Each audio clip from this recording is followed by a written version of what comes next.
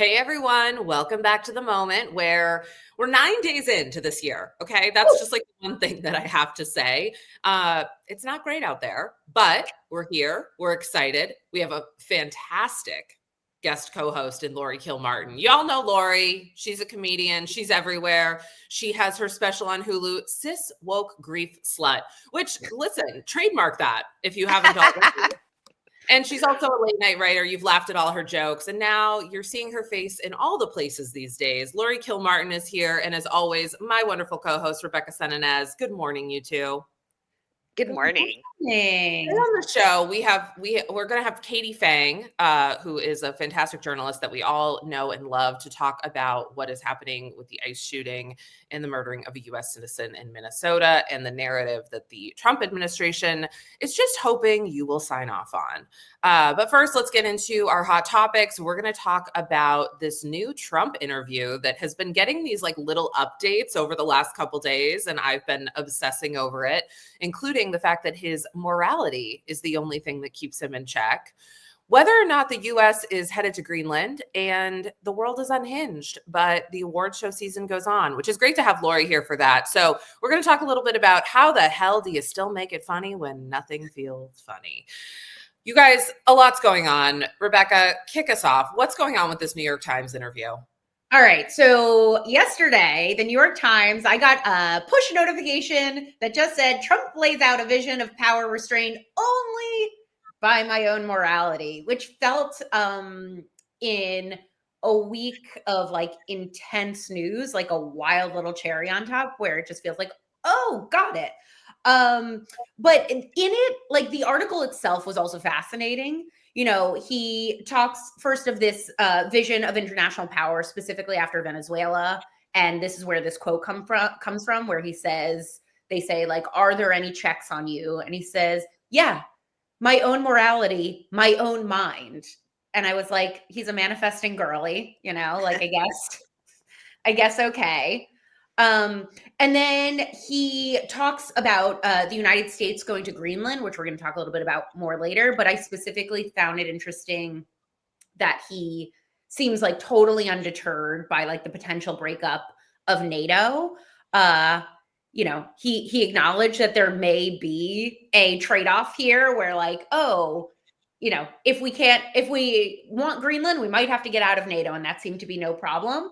And they also point out in this article, you know, that this is my like weird special interest, nuclear war. Apparently, like a half a century worth of nuclear arms agreements with Russia is set to expire in 4 weeks. And like, what an interesting time when Russia and China are seeing the United States go into Venezuela unchecked to have this nuclear arms agreement come back up. And he says, if it expires, you know, like he seems pretty blasé about it. So anyways, the article is worth a read, as Meredith said, but these were the things that really struck me in it. What struck you, Meredith, my friend? Well, there's so many things that struck me. And I want to kick it to Laurie first, because I want to know, Laurie, when you hear the term he's being ruled by his own morality, just like off the top of your head. What's scary is I think he believes that. I think he has a moral code that no one else shares on earth, maybe for other pedophiles. So I think he really believes what he's saying. And I do think his mind is keeping him in check because he's losing it and he's all over the place. Like, I don't know what's worse, having a full evil mind like Bannon keeping you in check, or a rapidly demented mind like Trump's. It seems like he has to lean on Stephen Miller now because his brain is sliding out of his ears, his shot ears. And so we're actually being ruled by some little cabal that's in the White House that we're not completely sure of. Right, like we're being ruled by Stephen Miller's morality at this point, right? Scariest dude. Stephen Miller, who literally looks like Lord Voldemort. Like, come on. Like, it's a little on the nose. Like, Laurie, as somebody in a writer's room, doesn't it feel a little on the nose here? It is. When they say history doesn't repeat, it rhymes. It's like, no, I think it's literally repeating. I mean, Miller and Goebbels, is it Goebbels? Face to face, they look almost exactly alike, you know? So, yeah, let's shake it up, history. I thought you just rhymed. Yeah, let's shake it up. Let's shake it up. Well, I'll tell you what, history is repeating itself though, because in that article, there's a little tidbit. You know me, like, yeah, there's a lot of bad stuff happening in that article, but my favorite part is the fact that the New York Times revealed there is a framed photo on Donald Trump's desk, or perhaps on the banquette behind it. People are going to tell me I'm wrong, whatever. There is a framed photo of John Jr. underneath the president's desk. He is mimicking the very famous JFK Jr. photo of him playing as a like 3-year-old under his father's desk. And it's a photo of him mimicking that, and it's in a gold frame that says favorite son. Well, I would just encourage Don Jr. to continue to mimic JFK Jr. and go on a plane, like right now. Let's see what happens. Fair enough. Fly to Martha's Vineyard today, Don Jr. With little world. I mean, that's what I think is so wild, is that you always see this like little obsession with things like the Kennedys or these dynasties, because they are trying to repeat them. That's the thing. They're not doing this as like a funny joke. So anyway, I mean, I think there's a lot to take away from the article, but one of the things that really stood out to me is Trump is celebrating a birthday this year. He's turning 80 years old. And one of the things that I guess Biden comes up multiple times in the interview. It's like, move the fuck on. This is like, you're like ex talking about you all the time. Move on. And so he talks about him, but I'm curious to know from both of you, do you think that we're going to see Trump celebrate a big 80th birthday this summer? I think it's going to coincide with 250th. And I think it's all one and the same. He's out there buying marble for the Kennedy Center armrest. Did you see this? Yeah. I can't imagine anything more uncomfortable. Right? Oh my God, that sounds awful. Right. But it's just like bizarre. But my point being is like, I really do think that the world is run by Vladimir Putin, Benjamin Netanyahu, Donald Trump, like these aging men who on some level deep inside know that they are going to die and fear death and are doing anything they can to like cling to a legacy, cling to life, cling to power. Did you ever see the movie Moonstruck? Literally. And Olympia Dukakis has this whole theory. Her husband is cheating on her, and she comes to this theory that men cheat on women because they're afraid of death. And at the end of the movie, she turns to her husband who's cheating on him and she says, Cosmo, you're gonna die. And that's what I feel like. This is what I feel like with Trump all the time, is I'm just like, Trump, you're gonna die. You're gonna die. Let it go. Let it go. And that's my theory, is that these are all men who are afraid to die, who are like destroying the world to cling to a sense of like importance and power and eternal life on earth. What do you think, Laurie? I agree. And I was thinking recently, there's you kind of always have this fantasy of like, wow, if I get a terminal disease, I'm going to take somebody else out before I do it. And it's always some politician you hate. But I decided to take out one of those guys that's trying to hack death. Like, how awesome would it be to murder Brian Johnson before I die? Yes. That's my commitment to your audience. I'll try to do that. Community for that. I'm gonna get the absolute community for that. Thank you. Well, I also think it's like, here's the funny thing. It's the most relatable that I feel to Trump. I'm scared of dying too, but like, I'm not afraid to say it. And like, the other night I was falling asleep and I said to my husband, like, I can't sleep because I keep thinking about dying. And he was like, okay, this feels like a therapist thing. It's like, I think it's a very natural feeling, but at the same time, I'm not trying. One of the things I took from the article is he's making huge renovations to Dulles Airport. And I was like, he wants an airport. Oh, sure. He wants an art. Here's something that wasn't on our prep that I'm just going to throw out there really quick before we move on to our next one. Yeah. One thing that like got sort of buried after the ICE murder is that Venezuela is going to give the United States 30 to 50 million barrels of oil that Trump personally, as the president, is going to decide what that money does. Quickly, what do you think he does with what will now be like at least $1 billion? I would say, more Trump coin. I think he's just going to invest in his crypto and drive the price down, then drive it up, and then sell it. I mean, I've never seen an oil company redistribute wealth to people, and I certainly don't expect Donald Trump to. He's going to steal it like he's stealing everything. Yeah. What do you think, Okay. Meredith? Here's the thing. How much is it again?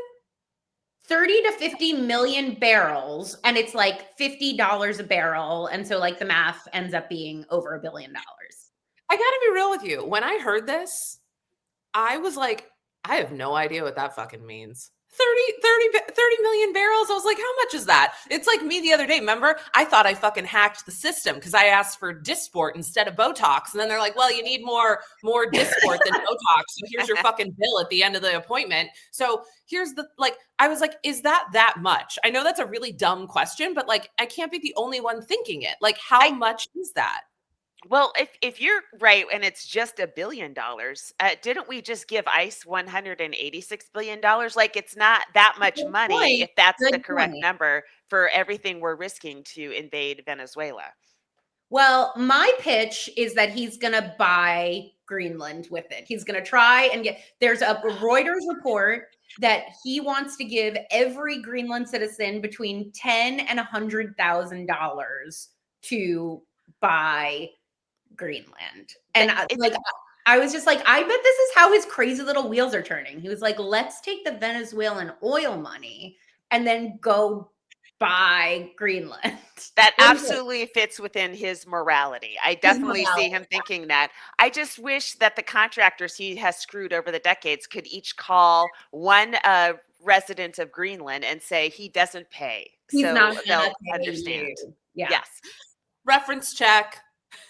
Yeah. Right? Yeah. I mean, that's essentially what it is. Yeah.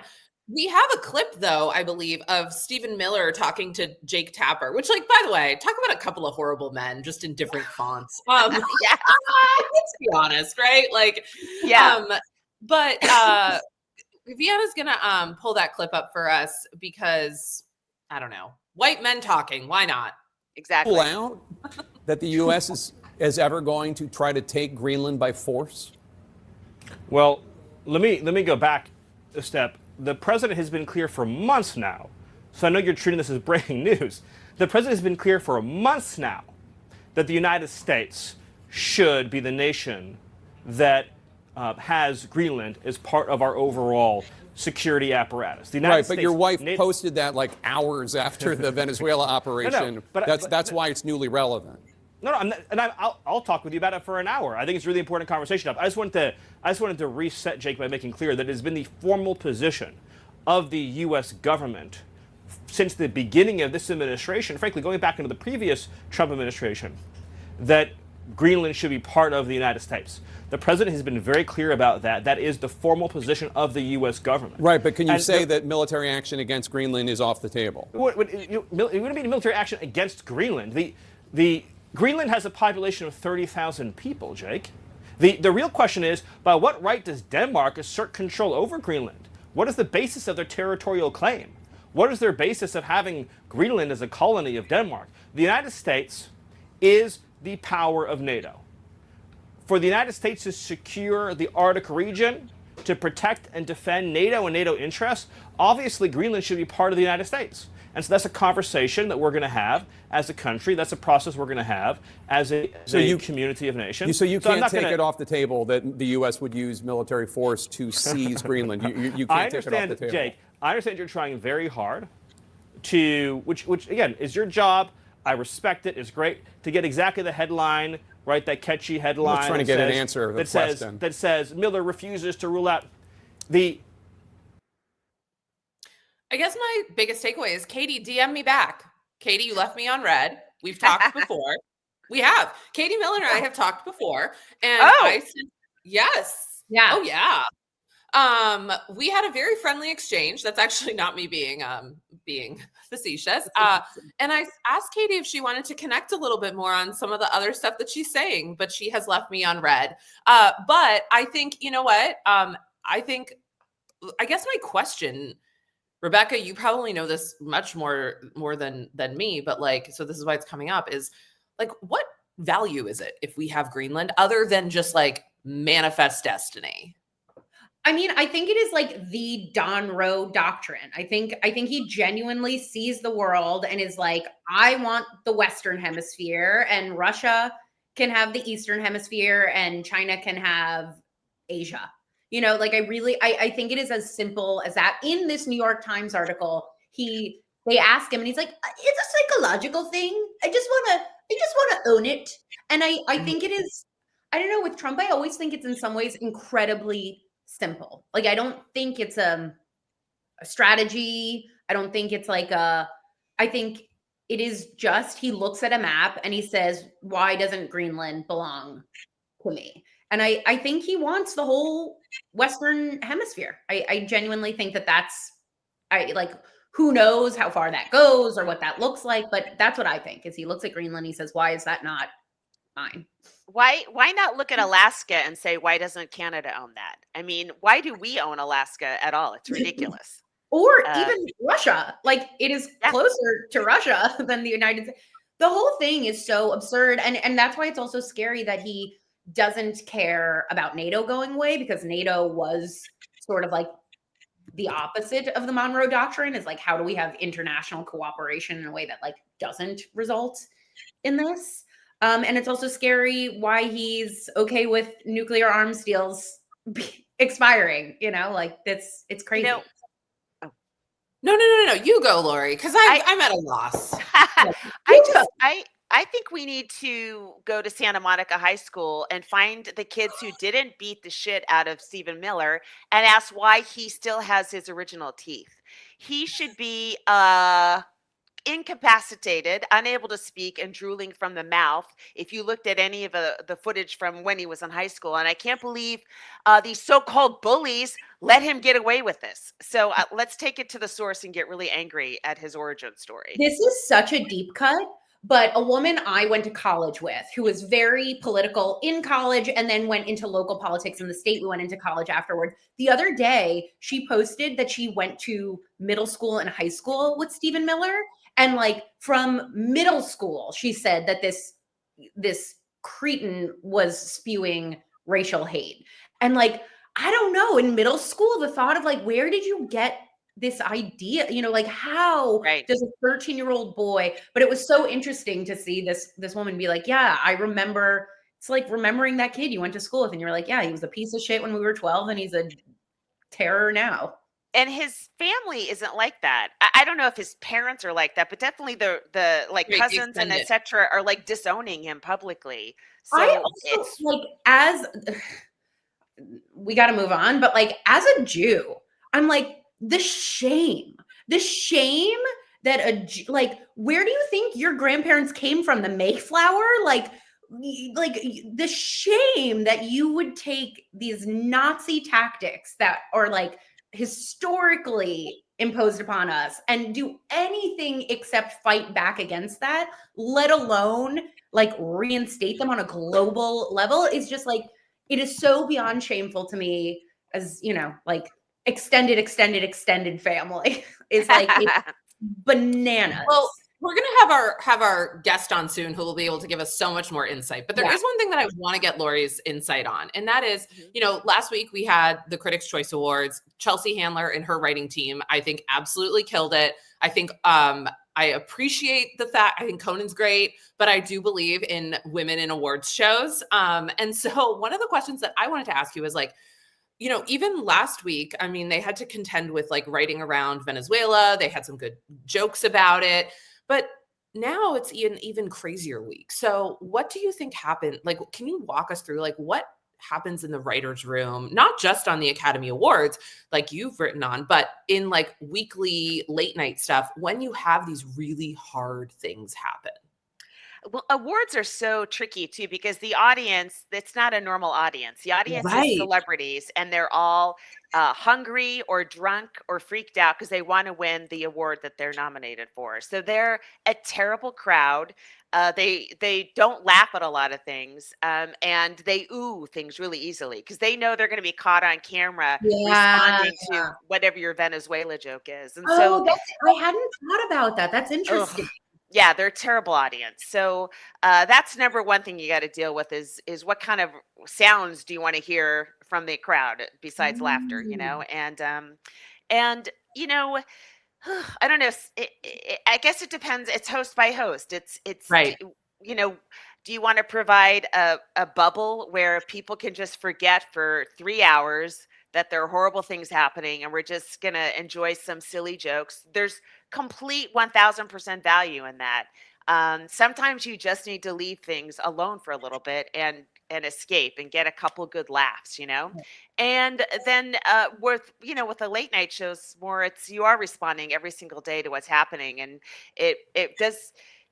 It's weird because I used to think, oh, late night's sort of dying a little bit. I mean, obviously just because of streaming and stuff, but who watches late night is Donald Trump. And Yeah, so he sure does. and it's really important to him that he not be joked about.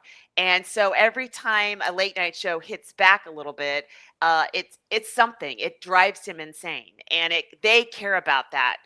More than even and we do. We're just like, it's just Right. a joke, you put it up there. And they really are enraged by it. So that's also something.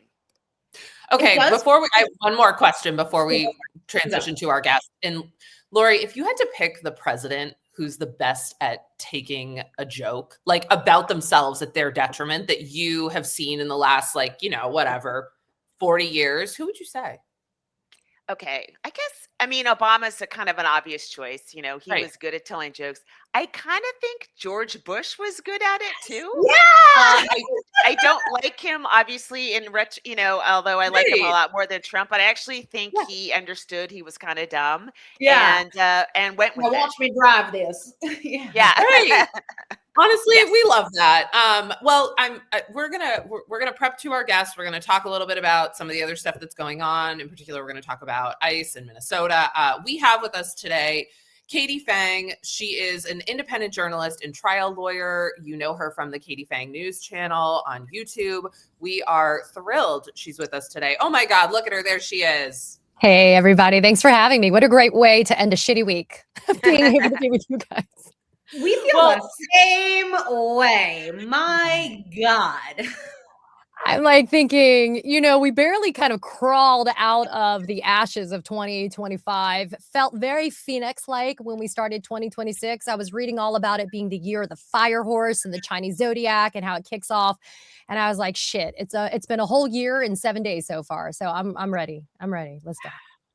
Well, let's unfortunately just start with it, because let's talk about the Trump administration's reaction to an ICE agent shooting and murdering an unarmed American woman. Renee Good in Minneapolis earlier this week. She was a poet, a wife, and a mom of 3. And the reaction from Trump has been pretty jarring.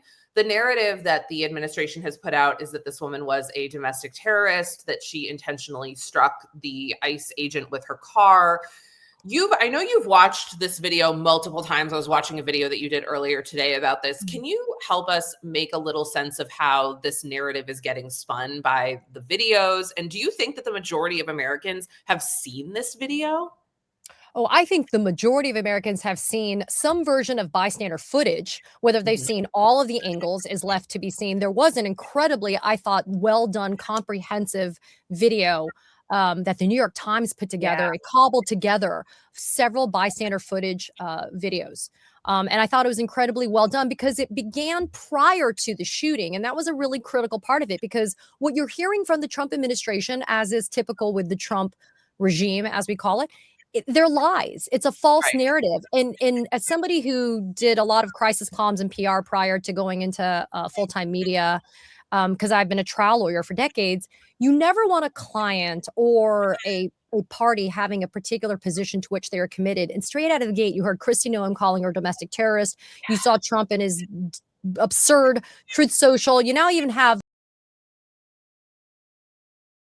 Vance calling her a whole bunch of horrible stuff. And, putting aside us yawning about the typical leftist, kind of violent rhetoric that only comes from leftist type of messaging, what's really unfortunate is that this is a U.S. citizen who was murdered after dropping off her 6-year-old son at school whose partner there's new video footage that just got released today, this morning. Her partner was actually getting back into the SUV when she was shot and murdered in front of her. Like, this is not our America. This is not what it is. The Portland incident late yesterday, also CBP, the Customs Border Protection, is now claiming that the people involved in that shooting, who thank God didn't die, quote, trying to use their vehicle to ram the agents, fearing for their life, they shot at the occupant and the driver. I mean, it's becoming a proliferating event, but I think it's also a cruel and nasty reminder that this is not the first officer-involved shooting for ICE that we've had since Trump decided to launch his really draconian immigration enforcement campaign. I feel like one of the things that there's so many things to unpack, but one of the things that you just said there that I've been having the thought about is it's really interesting to me when they do this doublespeak. There was no video of what happened in Portland. We just got this information that there was this shooting.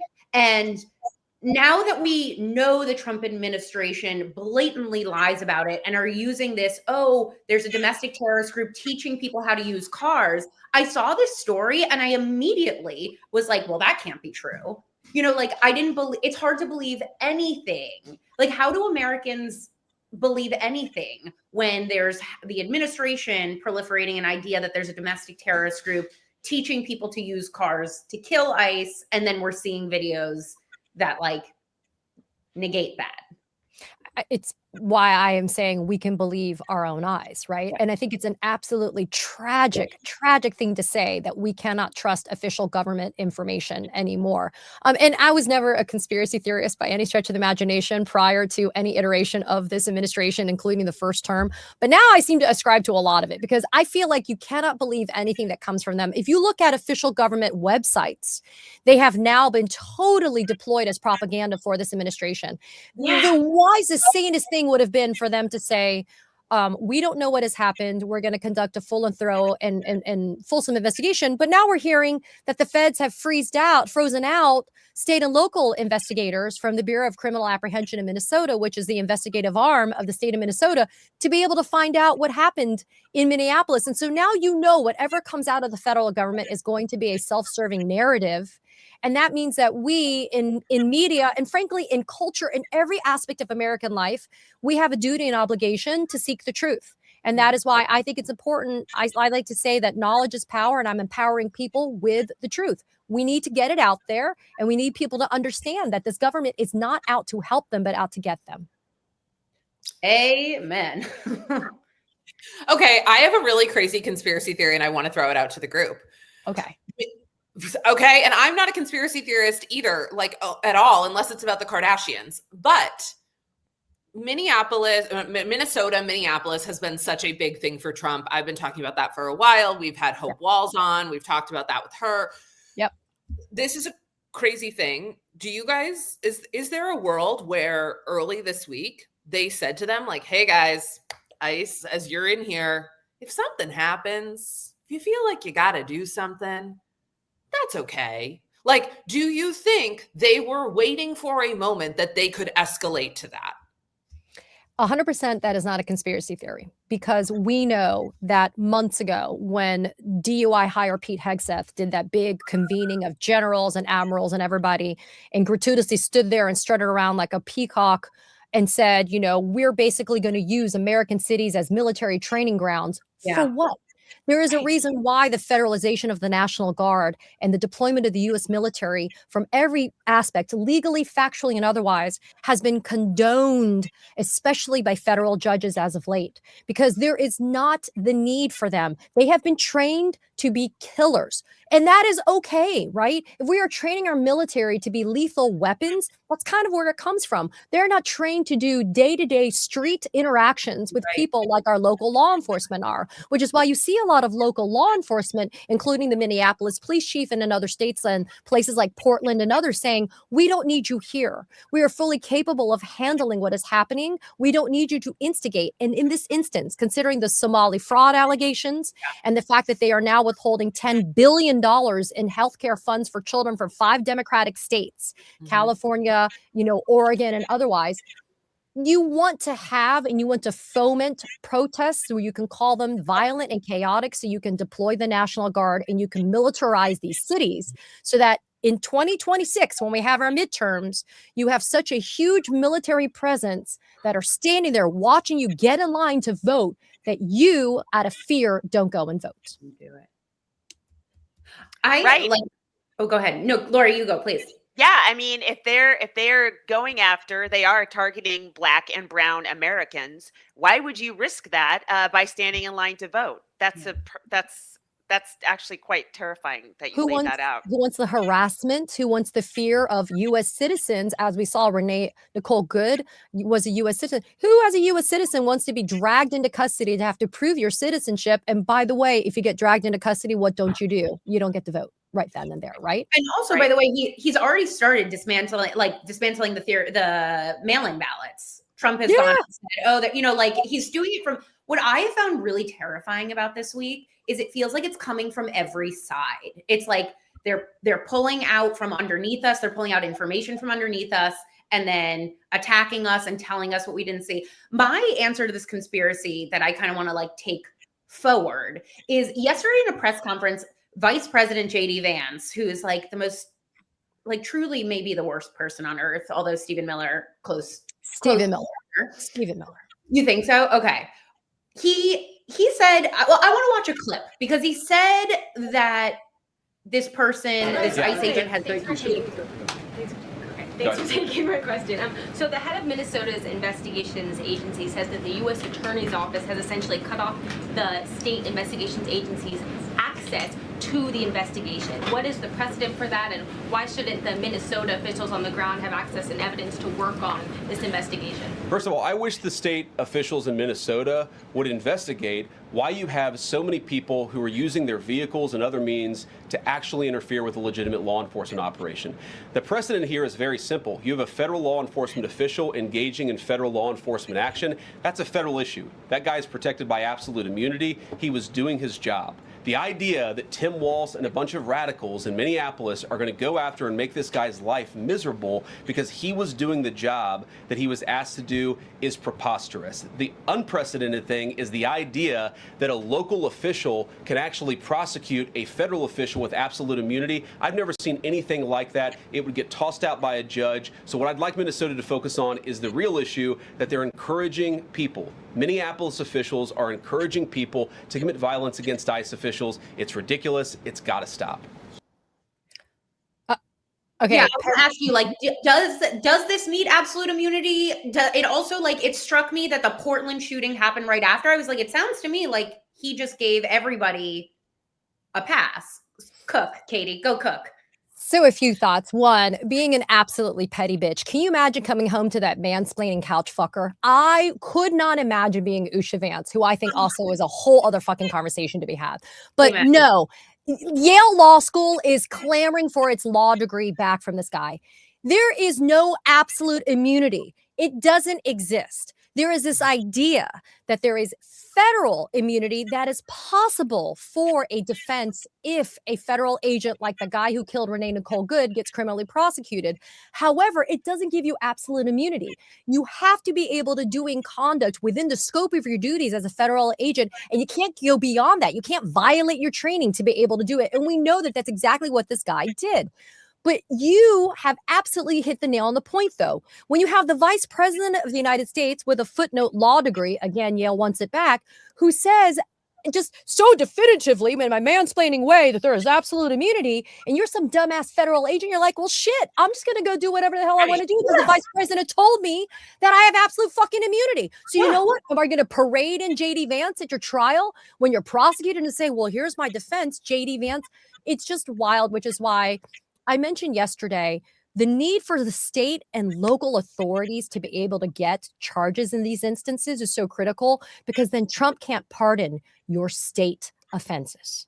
Yeah. If you go federal, Trump can pardon it. But if you go state, even if it gets removed to federal court, because that's what happens when you prosecute a federal officer and they do not successfully assert immunity and it ends up being removed to federal court, the state and local prosecutors remain on the court. It literally just takes up the geography and space in federal court, and the case gets tried in federal court. But if you are convicted, it's still a state law that you violated as that federal officer, and you cannot be pardoned by Donald Trump.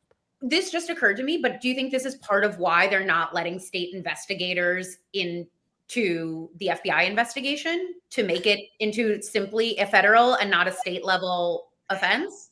Yeah, I tell my 11-year-old kid, I've been telling her for years, if you have nothing to hide, why are you not being transparent? Why don't you show me what's going on, right? We teach Right. everybody that just as basic people. If there's nothing to hide about this shoot, if you think it's clean, then why would you not allow everyone and anyone to be able to see it? It's the same shit about the Epstein files. If you don't have anything to hide, you to put it all out there, right? I mean, it's just so fundamental, which is why I think this constant slap in the face of the intelligence of the American people is going to come back to bite them in the ass.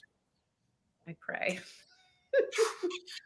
You know, I do have to say, before the holiday, Epstein files were everywhere. That's all we were talking about. And now it has fallen behind, you know, a little bit.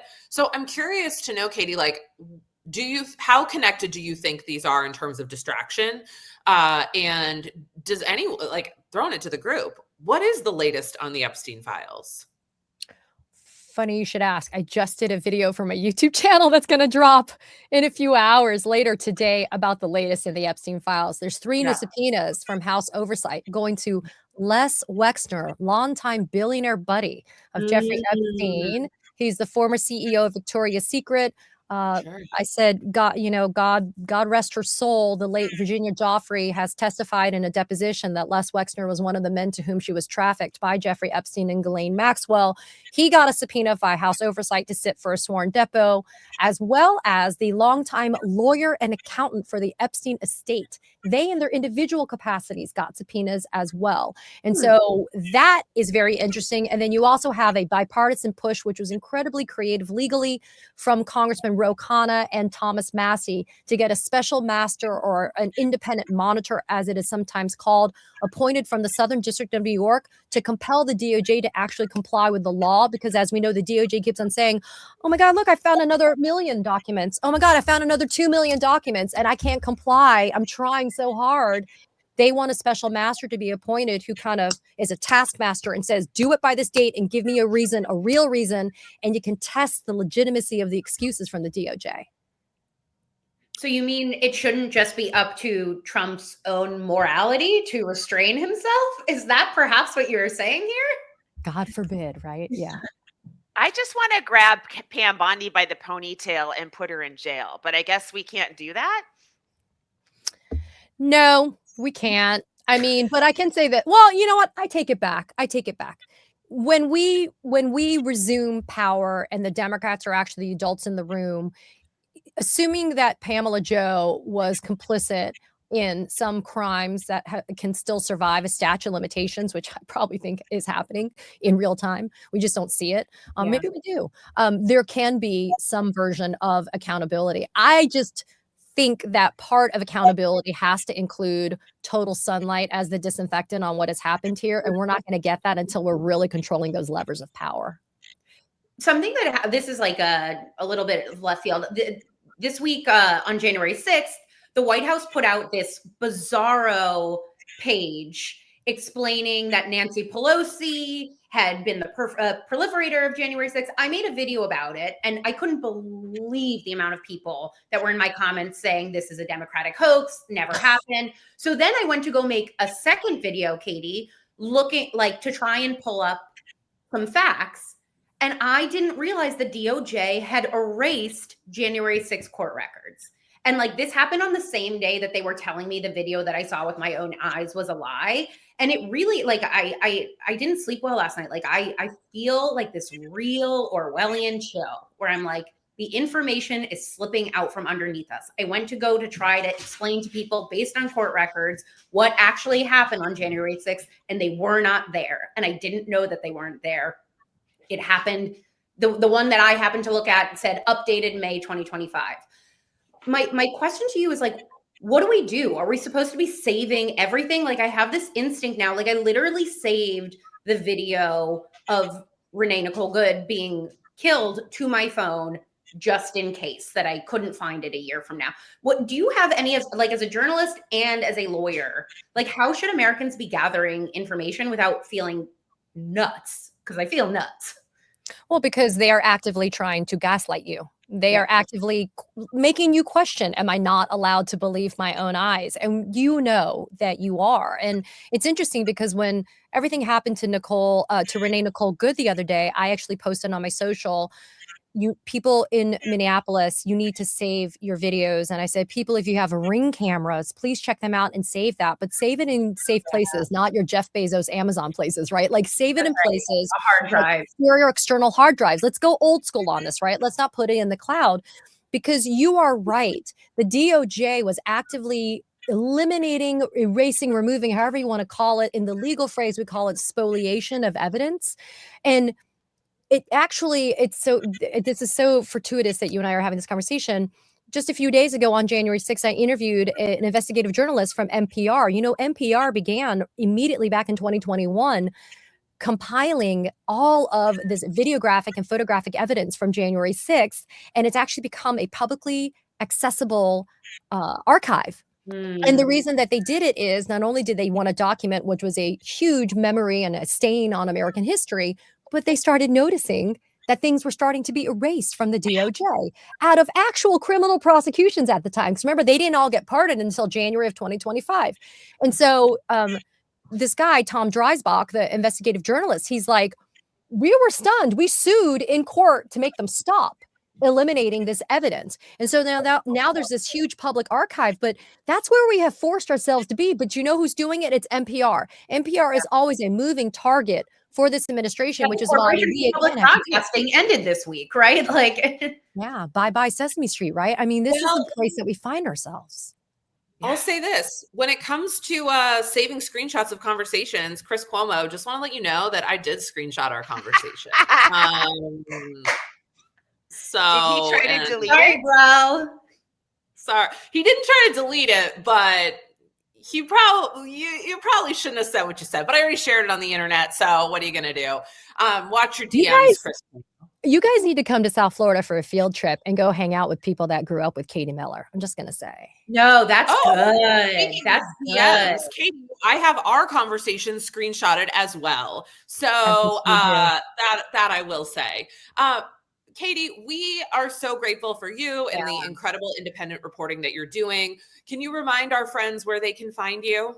Oh, that is so kind of you. Yes, I am Katie Phang News on YouTube, and I am at Katie Phang. It's Phang on all social media, including Substack. It has been liberating to go into independent media, and it also allows me to hang out with cool people like you. And again, all kidding aside, to end a particularly shitty week on a higher note, spending time with you guys. So thanks for having me. I really appreciate it.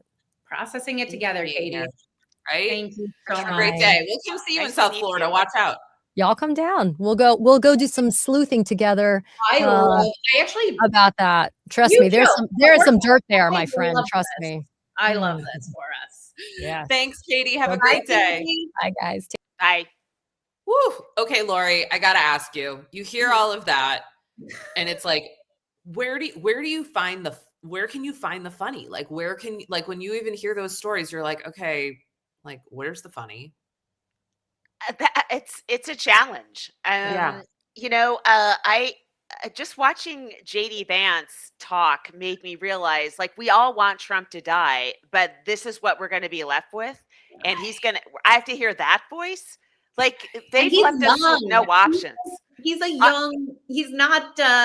He's got years ahead of him. I know. If some blood clot could take them both out and give us Mike Johnson, at least I'd rather hear that sniveling little Harry Potter lookalike for the next 3 years than those two. Either of those two.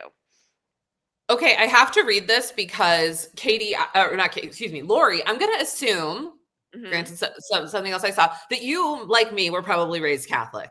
Yes. Mm-hmm. So how would you feel if the National Catholic Reporter put this statement out about you on their Instagram? Right. The vice president's comments justifying the death of Renee Good are a moral stain on the collective witness of our Catholic faith.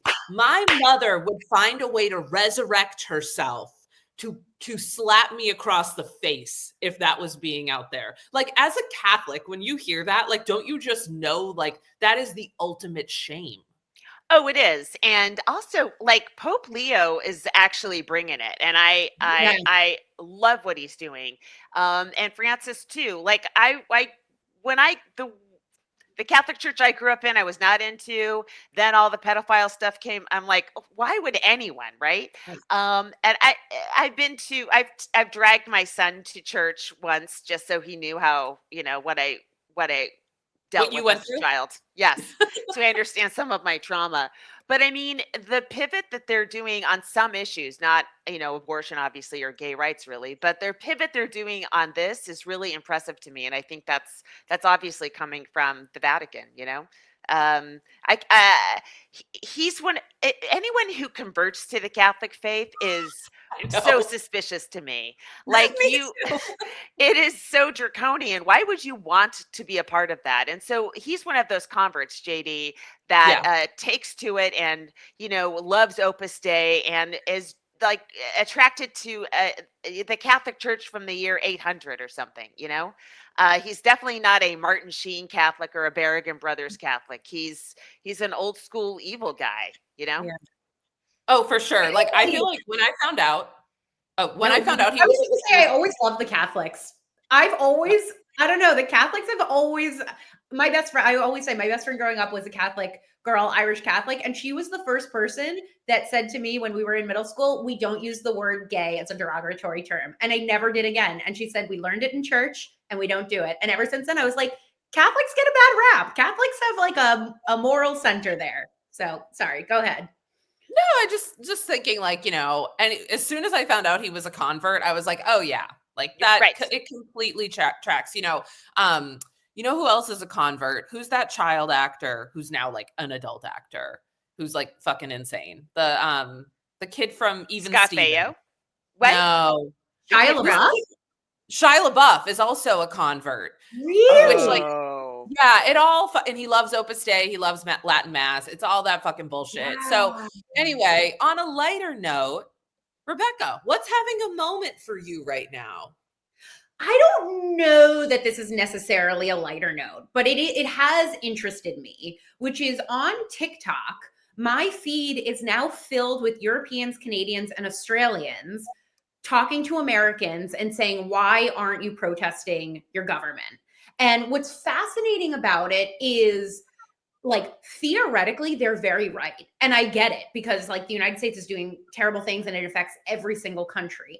And it's such like a flat, unnuanced understanding of the lived American experience that it's like a little bit infuriating to see, where you're like, hey, this is a giant country where people's healthcare is attached to their work and our police carry guns and like all these nuanced things.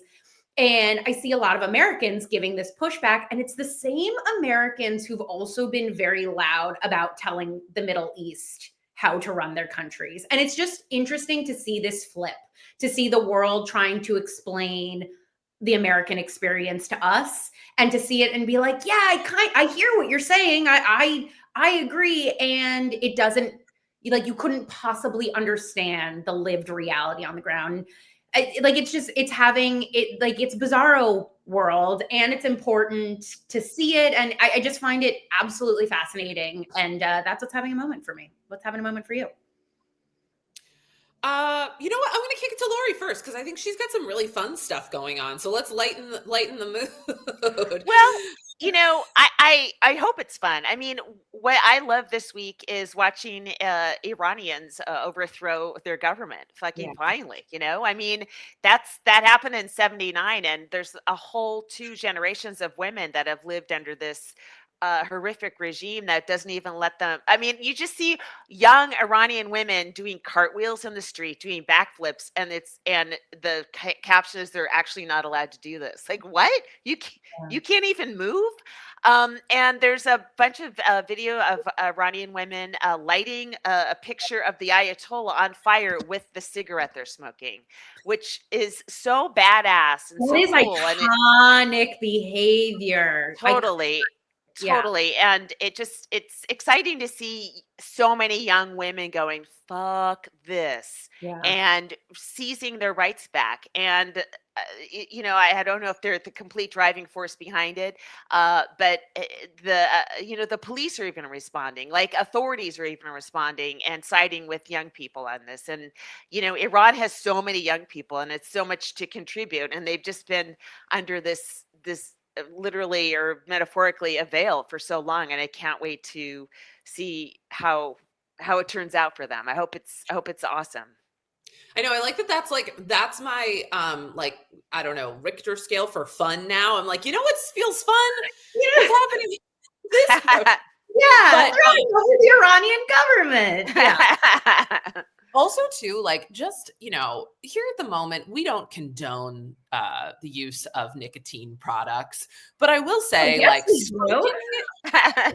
do. Rebecca, we've got at least 4 to 6 Gen Alphas watching right now. I certainly don't encourage it. I'm just saying, after this week, I might.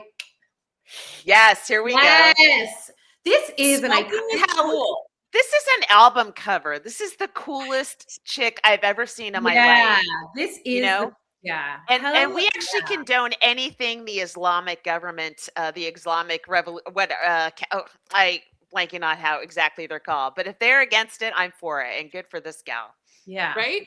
And kids, I just want to say, this would not look half as cool with a vape. Yeah, I know. Smoke cigarettes like a real.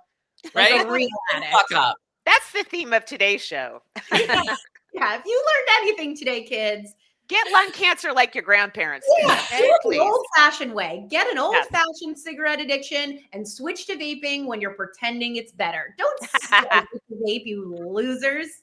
But speaking of losers, let's talk about my ex-boyfriend for a couple minutes. He's my moment. As always, my ex-boyfriend, Josh Hawley, for legal purposes, I need to say I've never met or known Josh Hawley, but I like to call him my ex-boyfriend. Why? I don't know. But why Josh Hawley is having a moment for me isn't just because he refuses to respond to my emails or his team refuses to respond to my emails. True. They do. But I am intrigued by the fact that Josh Hawley, Lisa Murkowski, Senator Susan Collins, Rand Paul, a few others, they broke with their party this week in regards to what was brought out in the Senate about keeping Trump in check around Venezuela. So Trump is pissed at all of the senators who voted against him. Now, it's a very long path to get this to go into effect, what the Senate passed the other day, because it would still need to go to the House and then it would need to go to Trump. So it's probably not going to happen. But these senators made a really interesting decision in breaking with the party. And we know that Trump does not take well to people breaking with the party. Like, look where Marjorie Taylor Greene is now. So I guess my moment is just are we seeing perhaps the fall of Rome? Like, these senators know now that they have openly upset Trump. So I think it's a good thing. And even if nothing comes of it, I'm excited about it. So you know what, Josh? Text me back. He doesn't have my number for legal purposes. But yeah, so that's my moment. We'll see what happens. I can't get excited about anything that Murkowski or Collins do. They have stabbed women in the back so many times. I pin no hopes on them. I also I had this feeling in late November when Marjorie Taylor Greene, I was like, oh, maybe this is going to be not the shakeup that I want, but a move in the right direction. And then now I feel right back bogged down, but maybe you're right. It's it's slowly shaking out a little bit, and the midterms are coming up, God willing. Well, you guys, we're cruising into the weekend. Anybody got any good plans? I feel like Laurie. Yeah. Well, if you're in Los Angeles, I'm doing a work in progress show at 4 p.m. On Saturday at the Elysian on Riverside in LA. And it's just $10. I'm going to be baking cookies. I want it to be a little cozy afternoon of comedy. I have some new stuff I'm working out and some old stuff I'm trying to find more punchlines for. But I've been doing comedy for a long time, so don't worry, it'll be a very good show. And, I don't really plan on doing any crowd work, so you can just show up and sit in the dark and let me entertain you for about an hour and feed you cookies. I'm going to come through. Awesome. I'm coming. I think that's my weekend plans. That's awesome. We'll be there. Yeah. You guys, thank you so much for being here. We will be back on Tuesday. I'm like, what are the days of the week again? Yeah. Who knows what will happen between now and then, but I know that I'm going to have one of Laurie's cookies. So everybody hang in there. We love it. Thank you for supporting us. Laurie Kilmartin, thank you for being here. And we'll be back soon. Thanks, guys. Bye.